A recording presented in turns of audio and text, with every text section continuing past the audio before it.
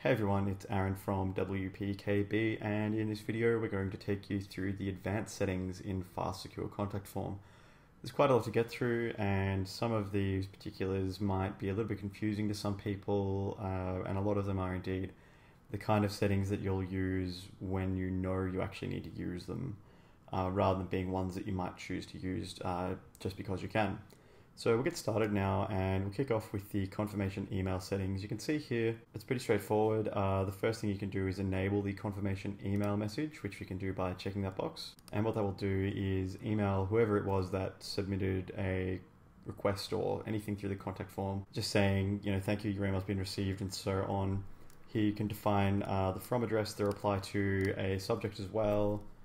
So you can say, thanks for reaching out, and then just a short message. So there we go, we've just put in a very simple confirmation email message there. Nothing too wild, pretty straightforward. The final option though is to enable using HTML in the confirmation email message. So if you wanted to, say, put an image in that particular confirmation email, you'd need to check that box, and then the image would load correctly.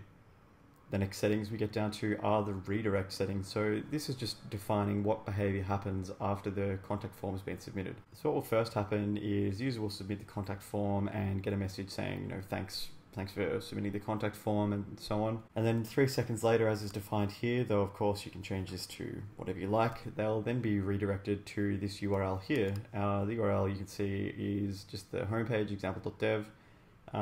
You could maybe create a custom page if you'd like and have it redirected there pretty easily.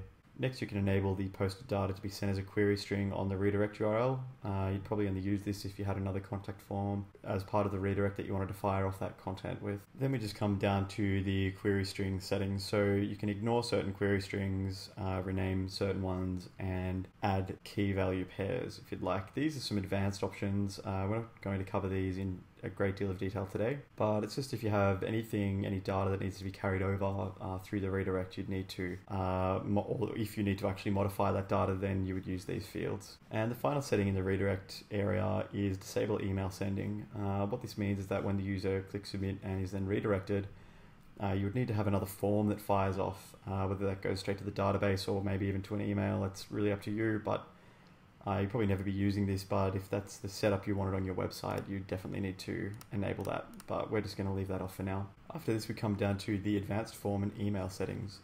The first setting we've got here is how we want to send the email. The default is WordPress, which will involve the WP mail function. If you find that's not working or there's any difficulties with it, you can change it to PHP very simply. Next, we get to the submit button input attributes, and that is a way of applying certain attributes to the actual button that sends the form. You can use this in conjunction with a service such as Google Analytics to track how many clicks that button's getting, so how many times it's actually being sent to you. That's probably the only main use that I can think of that you get out of that. It can be pretty handy though, especially just in general, if you want to track clicks on a certain link or a button somewhere, you can add the Google Analytics events. And the same applies with the form action attributes. That's a great way to track what's getting clicked where and so on. Now we come down to a pretty large bank of settings here. You see the first is to enable an HTML anchor tag on the post URL, which is definitely good. If you prefer to receive HTML instead of plain text, you can enable that. But if you're a little bit worried about what might be sent through, it's probably best to just leave it on plain text, of course. It really depends on your website and what sort of contact you're getting, but that said, HTML email is a little bit nicer to look at than plain text. Then we get down to some sort of usability settings in terms of how you're actually going to interact with what the contact form generates. You see you can enable to have the email labels on the same line as the values. That's purely about the email formatting. So is the next, enable to skip names of non-required and unfilled out forms in emails. So anything that isn't used won't be included. That's pretty cool to have, I think. Then if you prefer to keep the email attachments on the server, so you've got a copy of them in 2 places, you can enable that there. You can choose to enable a view or print message button after it's been sent. That's really useful to the user if they'd like to double check what they've sent. You can enable uppercase alphabet correction if you like. Then you've got the sender information in the email footer.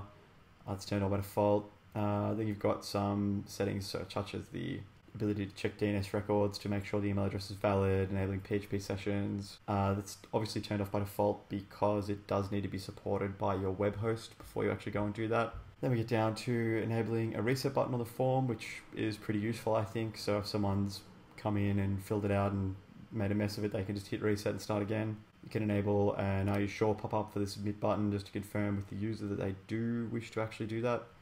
And then you can see here, you can enable the plugin credit link. It's a free plugin, so a lot of plugin developers that make free plugins will include something like this. So it'll just provide a little credit to them below that. And as you can see, it says powered by fast, secure contact form. Finally, we get down to being able to add some content in after the form.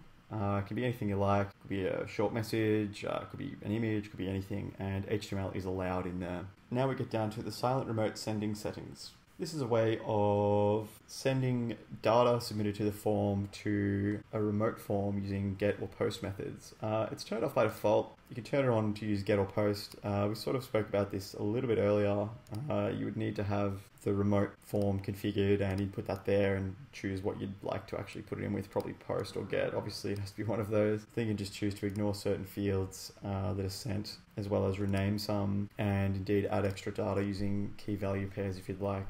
And finally, just for this little area, we can disable email sending. As it says, use only when required while you have enabled silent remote sending. So if for some reason you were getting double ups of emails and using the silent remote URL to use another form, you'd probably want to check that box just so you're not doubling up. Finally, we get down to the data export settings. Now, as it notes, posted fields data can be exported and saved in the database using a plugin such as Contact Form DB plugin. And this is where you would configure that. So you can see here, you can ignore certain fields, rename, and again, add extra data with key value pairs. And then you can actually choose to disable email sending if you're using this.